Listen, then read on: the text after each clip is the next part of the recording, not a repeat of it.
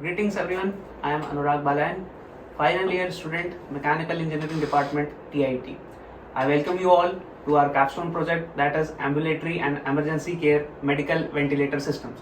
I am the CAD and CAE engineer, where my role in this project was to design the systems, flow simulations and process layout of the systems. Hi, I am Boy Bol, final year mechanical engineering student. I am a reliability engineer and manufacturing process designer. I have also designed the electrical circuit.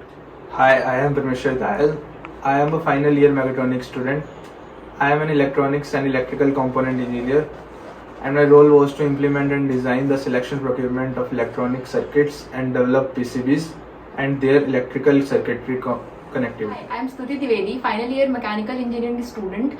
I have contributed to this project by doing mathematical formulation and mathematical modeling, and I have also done process planning.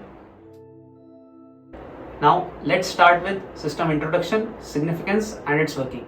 In our capstone, that is medical ventilator, the main aim to design this ventilator was to address the problem of the barotrauma, that is excessive pressure passing on to the human alveoli, which causes its damage.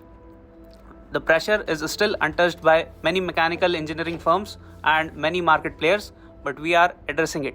In our capstone, we are addressing a new design parameter, that is inclusion of air accumulator, which acts as an infinite reservoir for the pressure pulsations coming from the inlet passing on to the human lungs. This acts as a pulsation damper as well as an air reservoir, which performs the function of both the storage tank and damping tank. In this ventilator system, we have worked upon integration of electronics and mechanical system, precise sensors giving feedback which eventually controls the mechanical system. The system modeling and control of this mechanical ventilator provides the real-time output